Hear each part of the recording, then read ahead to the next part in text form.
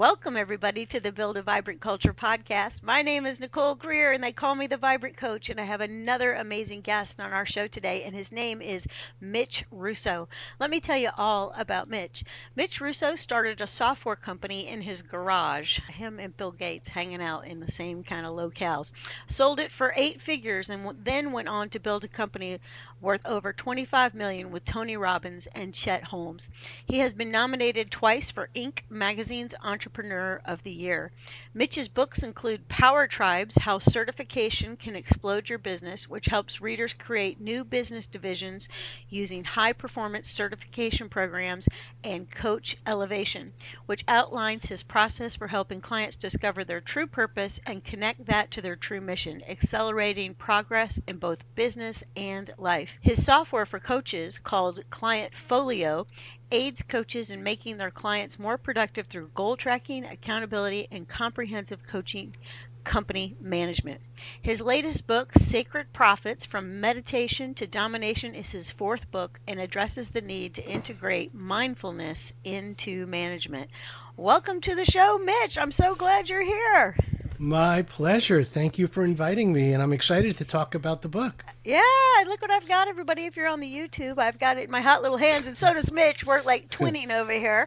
Yeah. Yeah. So I really loved your story in the beginning of it, the prologue. You said Yep. before writing this book, my life as an entrepreneur brought me to enjoy a successful business life, raise my family, and find a beautiful place to live. Yet something was missing. Will you tell us your story? I think it's so fantastic. Sure. So I think, like many people who have this goal of achieving success, they define success without ever having experienced it before. So in a way, you might say you should like success. After all, it's success, right? Right. But you've never experienced it before. You're not quite sure what that looks like. So for me, when I started Timeslips Corporation, I defined success to become financially independent, to become wealthy, if you will. To my level at the time, I had nothing. So anything over nothing would have been better. But at the same time, I had an idea of the type of financial success I was looking for. And that actually came pretty quickly, meaning by 18 months, we knew we had a successful company. We knew we had a great product, and a lot of people loved the product and were fans of the company. But then something changed in me, because now I know that this company was now going to be successful, but it was no longer the goal for me to have financial success because I already had it. So what was I going to do? Yeah. What's next? And what I discovered was that helping others, developing my team, and creating a place where people love to work was really my goal now. And I spent probably as much time studying that as I did business and marketing and sales and software and everything else I had to go through in order to be that success. And I discovered many little things along the way, things that many people might have considered like naturally obvious, but to me were not. So I had to make all my own mistakes and discover those little secrets, if you will, secrets to me on my own. And that's kind of what happened. So as you probably read in the book, my personal path took me down a journey in a completely different direction than business, down a spiritual path. I had a spiritual experience, had a kind of a waking up experience, and realized, wait a minute, I love business, I love entrepreneurship, I love helping others, but there's a whole lot more. And then I looked back and realized I had been applying these same ideas to all of the companies I've ever worked with. And that idea was both mindfulness and meditation. And so even when I was working with Tony, and as we were building sales teams, and I think I tell this story in the book, I had noticed that my salespeople were burning out. We get some great new people in, they'd sell like crazy, and about 6 weeks later, they were at the bottom 10% of the entire company. And I've tried to figure out why, and I realized what it was. I realized that these people were burning out. They were on the phones, constantly being told no, no, no, hung up on, all this other stuff. So I said, well, what is that? Well, that is basically, it's causing pain in people, and it's causing them to maybe even challenge their self-esteem. So I figured, well, what would happen if I created a way to rebuild that every week? And we introduced a company that I had a history with called the Sedona Method. And I started coaching my own sales teams using the Sedona Method. Now, full disclosure, I had been the vice president of sales and marketing for the Sedona company years prior. So I knew the product really well. I knew the process really well and was very competent at taking people through the meditations. And it worked like a charm. And that's when I realized if you could integrate mindfulness and meditation into a company, that could turn directly into profits. Yeah, that's awesome. And you mentioned Tony so casually. You're like, me and Tony, we're hanging out. So, will you let everybody know when you say me and Tony what you're talking about right there? Yeah, yeah. So I'll give you a little bit of the backstory. So when I was building Time Slips Corporation, which was my software company from the 1980s, I had a very pesky, persistent salesman call on me trying to sell me advertising space, and that was Chet Holmes. So Chet was relentless. He would never give up. And first it was like a caricature of the pushy sales guy. Right. And over time, I developed a lot of respect for the guy. I mean, this guy was really trying hard and he was doing whatever he could. And eventually, 18 months later, not very quickly, but eventually we ended up doing business together. And working with Chet was a turning point for the company as well, because we had never spent so much before on print advertising. And when we did, it basically bought us market share in our target market, which were lawyers. So we became friends. And over time, he and I did trips together. We just had fun. We became buds and we hung out. Yeah. And we just went to Las Vegas and hung out. We did all kinds of fun things. Eventually, I brought Chet in to train the Sage sales force. He did an amazing job, as he always does. And then later, after I sold my company and after Sage paid me out and all that other stuff, I got a phone call from Chet. And we would talk all the time, but in this case, he was upset. He asked for my advice, asked for my help, and I said I would. Well, I signed on to work with Chet in his tiny little consulting coaching company. I think they were less than $1 million or $2 million a year at the most. And I took on a very menial role. I was basically recruiting salespeople for him just because he had no one else to do it. But later, 6 months went by, I tripled the sales force. We had perfected the hiring process, systematized it, mechanized it, and then he asked me to be president of the company. I'm compressing the story a lot, but bottom line is he mentioned that he's been trying to get a meeting with Tony Robbins. He said he finally did. He had one meeting with Tony and said, look, Mitch is my partner, so if we're going to do anything together, it's going to be with Mitch. So Tony, Chet, and I started meeting on Thursday nights. Every Thursday night at about 10 p.m. Eastern time, and sometimes later, Tony would join us on a call, and we would talk through how to create a business out of what the three of us knew really well. My skill in building, scaling companies.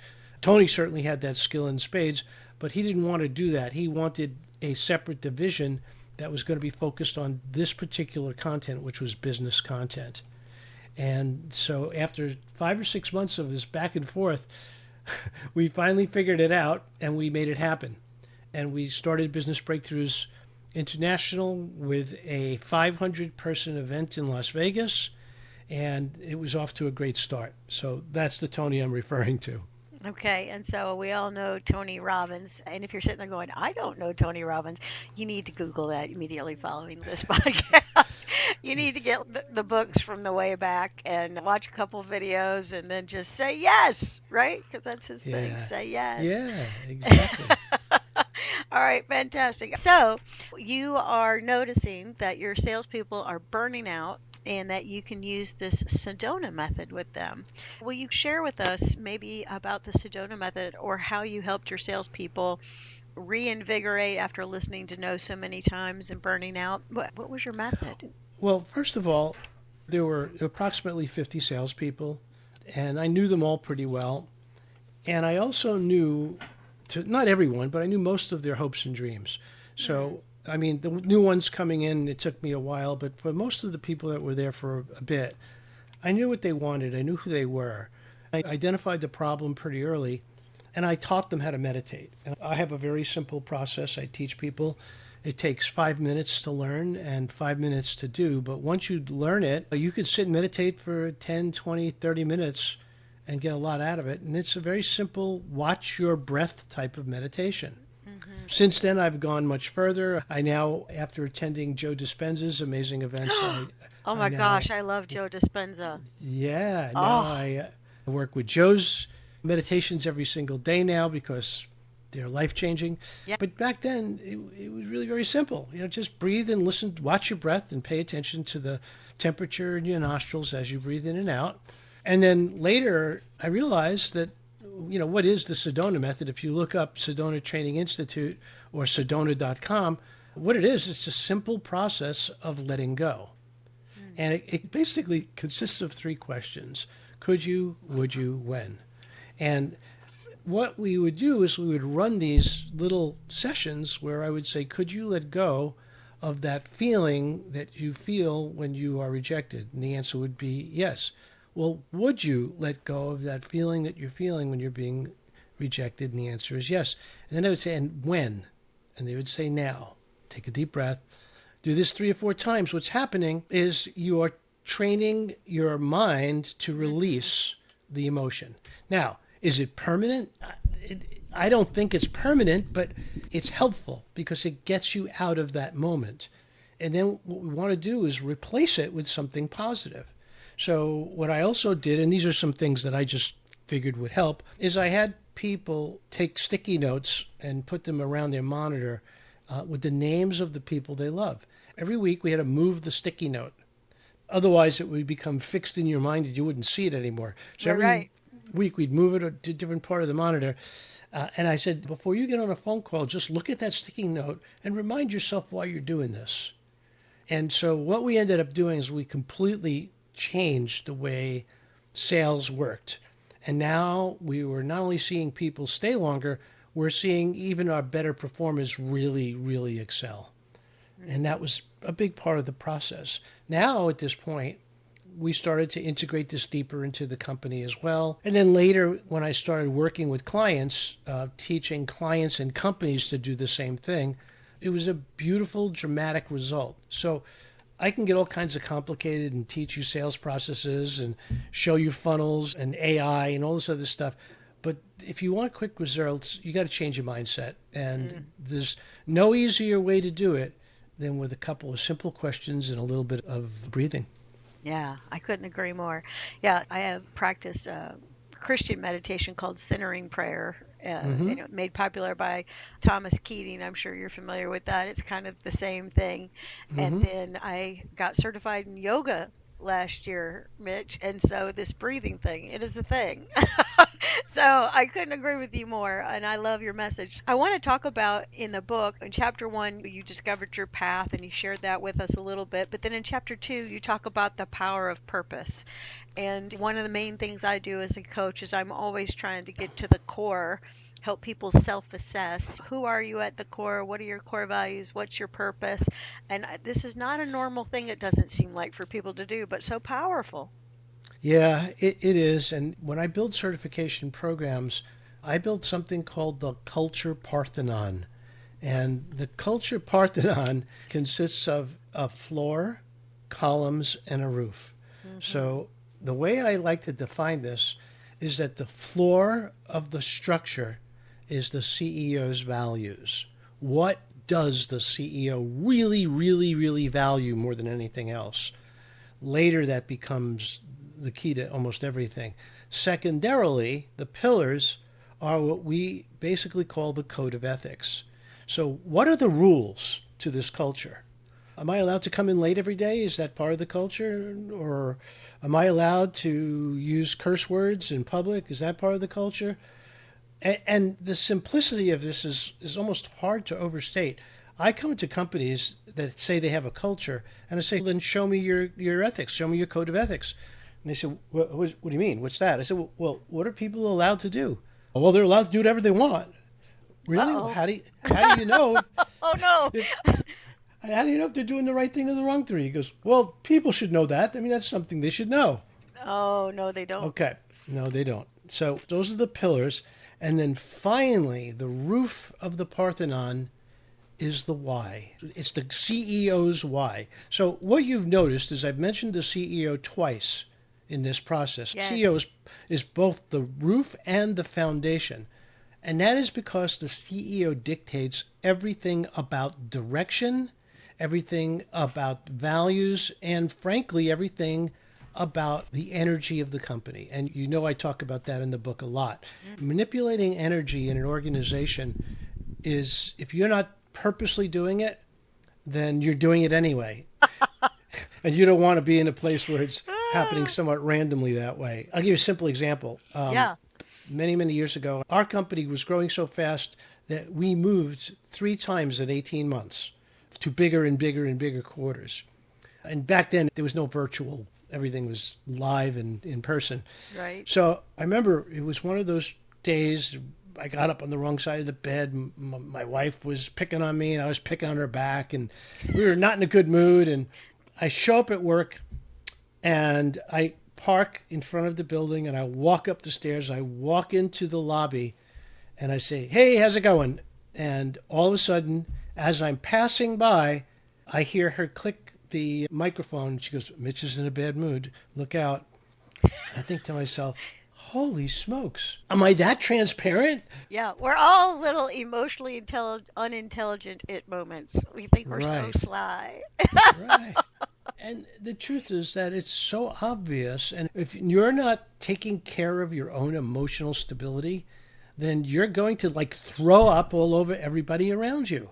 That's right. And It's I don't have to tell contagious. you. I mean, it's like Yeah. a virus, is how I always think about it. It's notice Yeah. these are both bodily functions: throwing up on people and a virus. Don't miss that. Right. Right. So we don't like to throw up on people. I don't want to do that. Nope. But what I will tell you is that if you pay attention to the little things, the big things tend to really become even more powerful. And I like to focus on the big things. But the little things are so important, you got to get them out of the way and really got to stay focused on those first. Yeah, yeah. And you talk in chapter 2 about the difference between purpose and mission. Purpose is a journey and mission is different. It can change. That's right. Yeah. This week's mission is X. This year's mission is Y. But our purpose stays the same. So one of the exercises I take my clients through is a exploratory session of really who you are, and it goes back to your why. And I'll give you the punchline. And before I do this, I don't give my clients the punchline. But here's what the bottom line is. The bottom line is that everyone's true purpose, everyone, is to help others. That's it. Yes. Now, that's your purpose. How you help others is your mission. Yeah. Yeah, I love that. And he's got a section here on servant leadership, but I couldn't agree more. Figure out your things. It's in the book. It's in the book, people. So that is chapter 2. Now, chapter 3, you talk about the secret of resilience. And if you listen to the news, if you listen to the ads from the medical pharmaceutical companies that are coming through, there's a lot of people that are sad. We've Yeah. got depression at every corner and a lot of people who are unhappy with the way things are working out for their life. So tell us about resilience. I underlined it and put a star. I think this is absolutely true. Resilience is a decision. You have to choose it. It's so imperative. It's true. So here's the thing, and there's an important difference I want to make before we get into really what resilience is. Resilience is not stubbornness. You could be stubborn and think you're being resilient. Let me give you a quick example. I had a close friend who invented a new way for bicycles to turn gears. He called it wire drive instead of gear drive. Anyway, it got featured on CNBC and CBS, and the guy was flying high with publicity. He raised $2 million. He built a factory in Massachusetts and couldn't sell a single bicycle. Oh, And I mean, look, the bottom line is that it worked, but there was no blood spurting problem that he was solving. Who cares how the gears work in the back? Is it cheaper? No. Is it faster? No. Is it easier? No. It's just kind of cool. But here's the problem. You might say he was resilient because he didn't give up. In fact, he was so resilient, or in this Oh. case, stubborn, that he literally took his entire family into bankruptcy to make this work. Back then, he asked me what I thought he should do.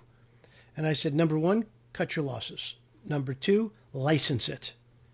Make some money, let someone else use it, and let them pay you 5 cents for every bicycle that they ship with it. And that's how you can recoup your investment. Nope. He just plowed more and more money. He mortgaged his house to the hilt, finally lost his wife and family over this. That's not resilience. Resilience has a new word we're going to introduce here. It's called pivoting. Ah, love it. So if you are not able to see a way out, then you should quit. I had a software company 10 years ago that I started. I had a lot of hope for it. It was fantastic. I loved it.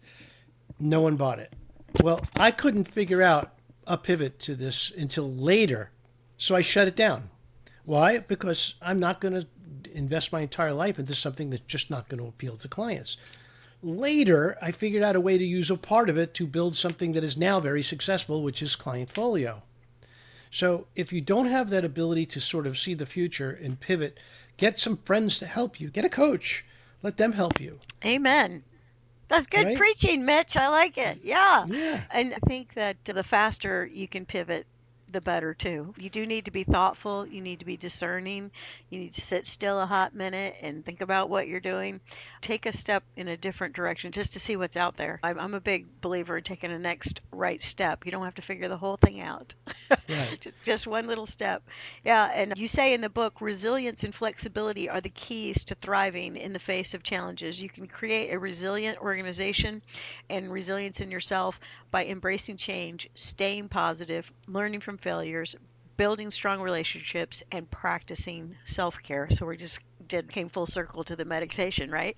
So Right. I absolutely love that. Okay, so chapter 4, you talk about embracing our uniqueness. I'm a big fan of Dan Sullivan. You seem to know a lot of cool people. That's the only really cool person I know, so, other than That's you. good. Of And course. Dan has this book called Unique Ability, and so I've been a follower of his work and part of his coaching program for a bazillion years.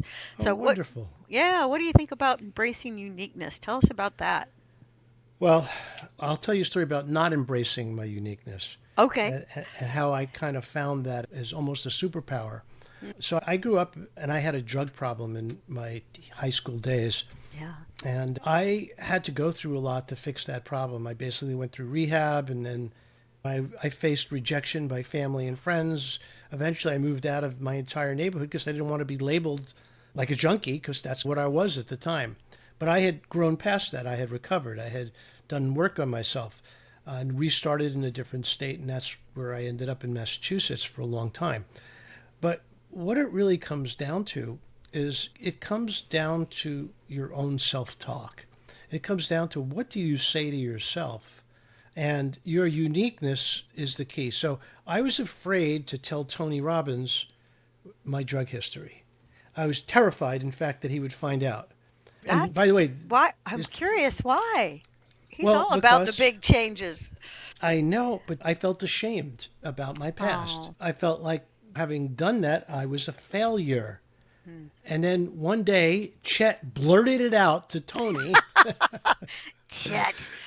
Yeah, I'd love to blame Chet. And he just said it, and Tony turned around to me. He stared at me. He's like staring at me.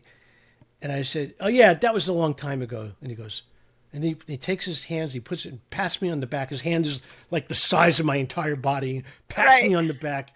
And he says, "Man, that's amazing. You got to tell your story. Mitch, that's incredible." Yeah. And all of a sudden, I realized, well, that's really where I came from. I mean, overcoming addiction in many ways was the key to who I am. It's the key to my success. The other thing was that I grew up forced into a box, like a lot of us. We go to school, we're forced into a box. I am a very creative person, but my folks wanted me to go into non-creative areas because they said, "Oh, how are you going to make a living when you grow up?" You know. Right. Could be a But starving artist or something. exactly. But I wanted to play my guitar. I wanted to take pictures. I wanted to write. Wanted to do all these things, but You need to I be an don't. accountant. Oh God, A lawyer, a doctor, no, right? no, exactly. But I did have one love that did align with all of this, and that Mm, was my love of engineering, my love of electronics. And nice. so I did follow that passion and became an electrical engineer. Back then, computers were kind of new, so I was sort of on the cutting edge of that. That's how I started my software company. But my point is very straightforward. If you don't embrace your uniqueness, truthfully, you're not going to be happy. You'll go through the motions. You'll end up like I did at some level, where you might even have the financial success, but you're drinking or you're miserable or you're on antidepressants or you're not spending time with your kids and family and beautiful wife and husband. Come on. You got to be real. You got to be who you are. And that's so important. Yeah, I couldn't agree more. Yeah, one of the exercises I have people do when I coach with them is this thing called points of light. Like, what were the little moments where the light bulb went off, or like you Mm, felt like God was sending a light beam towards you, or struck you with lightning, or whatever the case may be. If you sure. examine all of those little things, I Yep. think they definitely illustrate your purpose, right? And maybe even help you determine your next mission. Yeah. Right.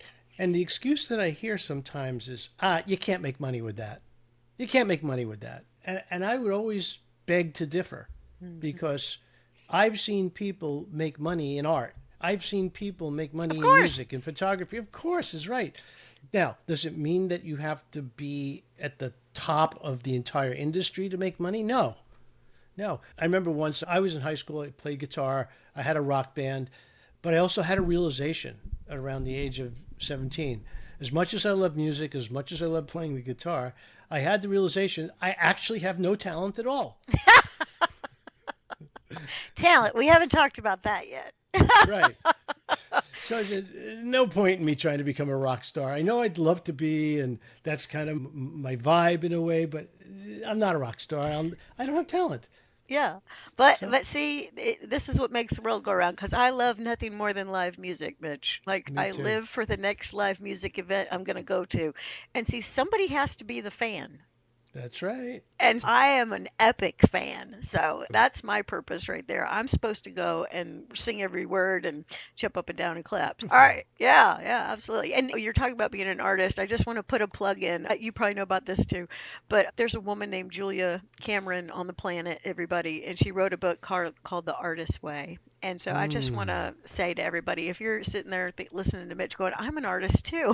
And she has a book called The Artist's Way at Work, which is her second kind mm. of installment around how to be an artist at work, no matter what you're doing. And she's fantastic. So check that out. All right. Chapter 5, ethical decision making. Now, I'm all about building a vibrant culture, and kind of embedded in that idea is that people are lit from within, meaning that they're turned on their own mission, their own purpose, they're using their strengths, their unique ability, their uniqueness. But you're talking about here like building a culture of integrity, and I can totally get behind that. Talk a little bit how we might do that. It's so amazingly simple. It's much harder to build a culture of non integrity than one of integrity. Because if you are willing to be honest, if you are willing to speak frankly but sensitively, if you understand some basic rules, simple rule is praise in public, criticize in private. Those are simple rules that will get you to the point where you could be loved and admired by the people who are employees or in your company. But without ethics, you stand on a very shaky foundation. Look, we've been through situations with clients and on my own where we've had a CFO who is embezzling money. Hmm. That destroys the foundation of a company. I don't have to, that goes without saying, of course. That's Yeah, we're all without having an ethics. Enron moment right now listening. Yeah, you just got to be careful. I mean, look, ethics is really all about being honest, being upfront, and admitting when either you're wrong or that you don't know. When I was selling semiconductors many years ago, we had a CEO. He was brilliant. He was the inventor of our technology, but sales were terrible. And we hired the best salespeople, and he wouldn't follow advice and all this. Finally, the board said, "Look, we love you, but we need to change CEOs." And he said, "I don't understand. I'm the founder. What do you mean?" He goes, yeah, but you're a technology CEO. We need a sales CEO. Right. And you keep telling us that you can do that, but you can't. Know that you can't. We love you for what you did. Now let's get a sales oriented CEO, which again goes back to values and purpose too. But Right. once we did this, the ethics of the company snapped into place because now everybody was on the same page. Everybody was on mission. Now we knew, in fact, this guy's name was Vinny, the CEO, and in a down market, we were supposed to get $5 per chip for our DRAMs. And so he came up with a phrase that said, a fin for Vin. So he wanted to get $5 per chip. They get a fin for Vin, and it was a silly little thing, but it just It's a it rally cry. Yeah, the mantra. That's it good. was, yeah, it magnetized everything. That's fantastic. Yeah, and he's got in here from Mitch Russo, who's on the Build a Vibrant Culture podcast. We're talking about sacred profits from meditation to domination. He says integrity is always doing the right thing, even when it's difficult. Don't overthink it. Trust your gut, and you know what's right. And I couldn't agree more. If your conscience is bothering you, it's probably not the right thing. All right, chapter 6, work-life balance. Is it a myth? And this is what Mitch says, achieving a healthy balance between work and personal life can be challenging, and everyone says that we should do that right. It's not always possible. What do you think about work life balance? How do I do that so that I can serve and I don't have the secretary telling everybody I'm in a bad mood over the intercom? Well, so if you were to turn to your husband and say, you know what, I know we're both crazy, but what I love is that we're not both crazy at the same time. Right. So, all right, so that's kind of a work life balance, right? So here's what it comes down to. If you just had this insanely amazing idea and you immerse yourself into a startup, we're not looking for work life balance here. That's No. what I mean, but it's not always appropriate. We're looking for 7 days a week, 16 hours a day for the next 6 months. If you're not willing to do that, well, okay, it'll take longer if you could still do it. But I'm just telling you what I did. When I started Time Slips Corporation, I was dating this girl at the time. Live, eat, and And breathe. exactly. So she said to me, when am I going to see you again? I said, maybe next January. I'm kind of tied up for the rest of the year. And that was the end. I never saw her again. But the point I'm making is that I had to immerse myself completely.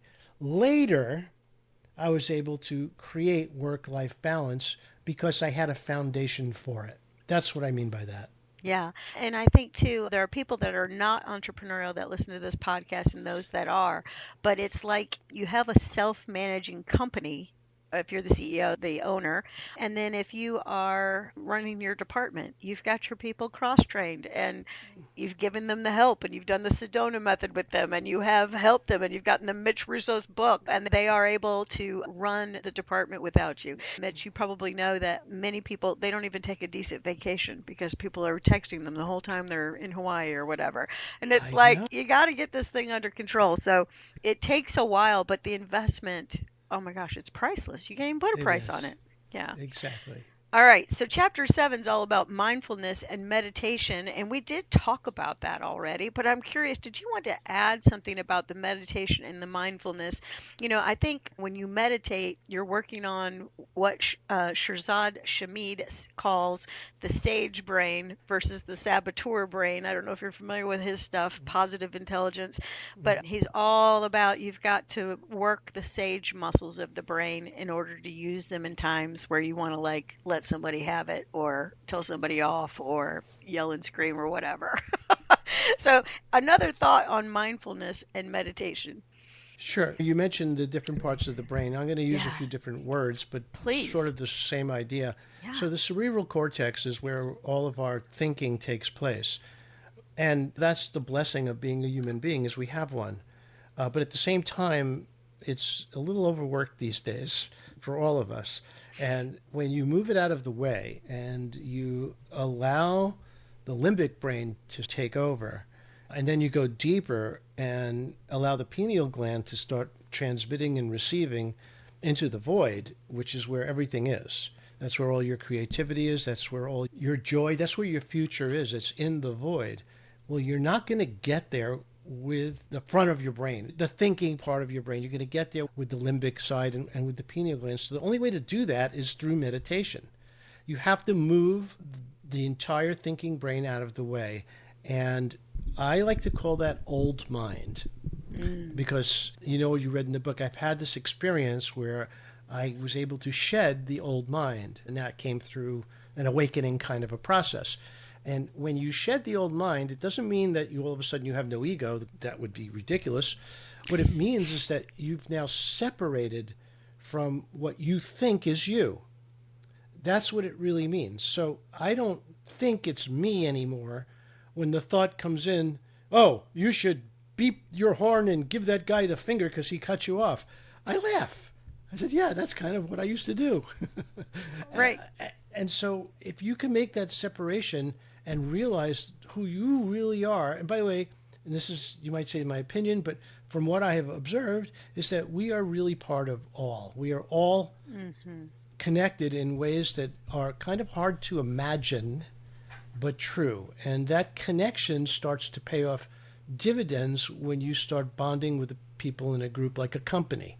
Once you realize that you are all one and you start to connect with people on that level, everything changes for all of you and them too. And I want to be clear here. This is not, okay, you're all now my friends. You're not my employees anymore. That's not it. No, no, no, I don't mean, do that. right. Well, because they're not going to respect you if that's the way you act. That's What I'm trying to say is the most powerful words that you could ever say to another human being and mean them is, I see you. You say those words, and if you mean them and they feel them, there's nothing more powerful that you could say to another human being. Yeah, that's fantastic. And that he's connected us right to chapter 8, which is we are all connected, right? Mm, And I do want to say the thing where you say you can separate from your old mind. Like sometimes I'll tell people it's kind of like an out of body experience. Your brain is over here looking down on what you're doing or what you would mm. have done in the past. And so I like to call that this funny thing called like self awareness. Yeah, yeah, exactly. Yeah. Yeah, and so I think mindfulness helps you have this self awareness. And I use this phrase all the time. And in the book, you say it's not all woo woo. So those of you who Mm, are listening, going, what kind of woo woo are they talking about today on the Build a yeah. Vibrant Culture podcast? It's not woo woo. Will you tell us why what you're talking about is not woo woo? Well, because I think woo is now a dirty word. I mean, It and is. yeah, it's calling people a name. Look, as soon as you categorize me, you have minimized me. So I don't want to be Oh, that's so good. categorized by anybody, and I would never categorize another person. I'm not going to say, oh, they're German, so they like Wiener Schnitzel or something. I mean, it's such a stupid thing, but yet we do it all the time. Oh, yeah. And frankly, we rely on it to make quick judgments sometimes. And look, I'll tell you this because we've all felt it. You're walking down the street. You may be alone. It's dark. You see a group of young men, rowdy, across the street, walking towards you on the other side of the street. You're going to say to yourself, that could be trouble. I better get out of the way. Okay? That could save your life in certain circumstances. So woo woo is a dirty word. And the reason I say that simply is because you are missing out if you automatically discount something as woo woo because you never know if it would apply to you. So good.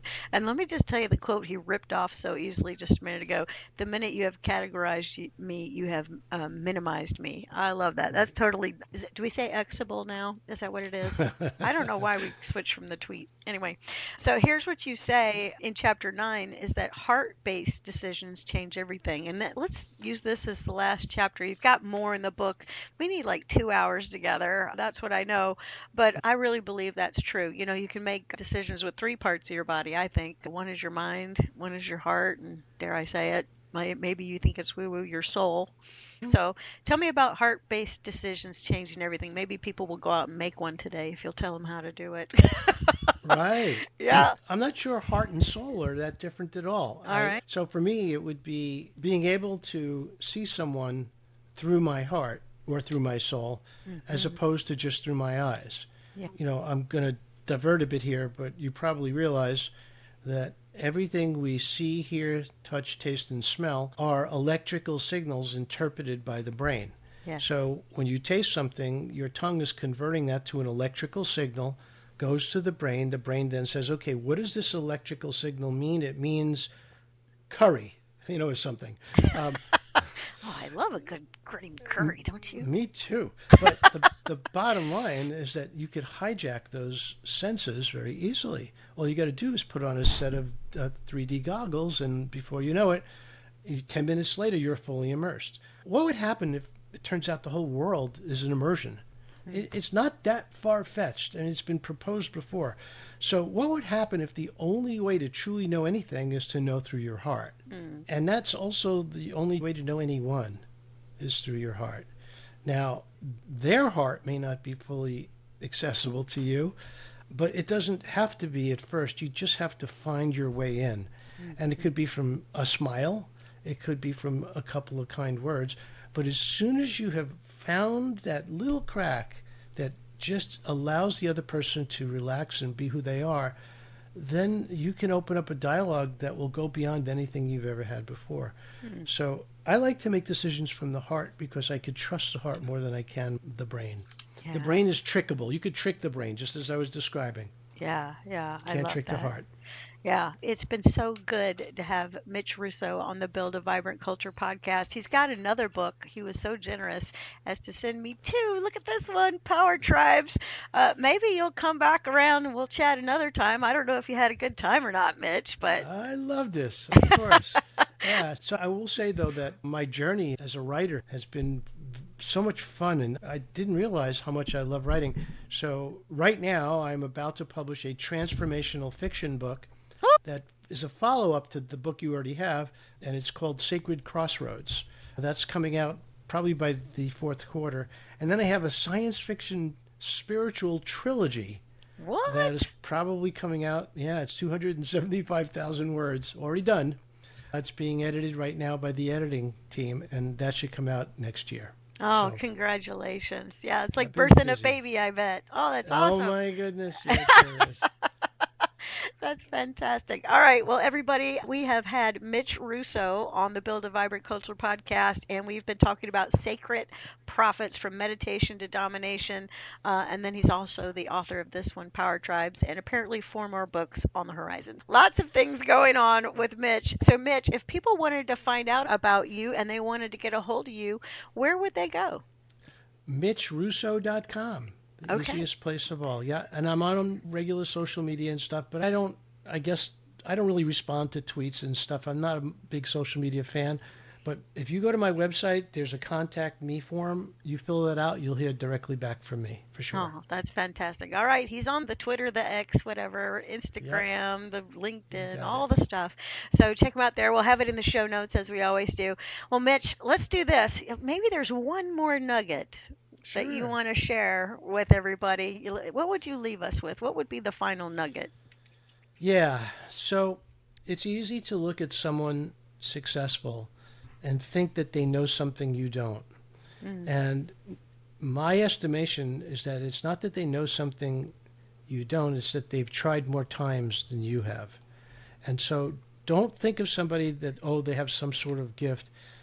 Let's go back to being able to pivot and be persistent because you know what? I could tell you just as easily about all my failures, and I've had some doozies.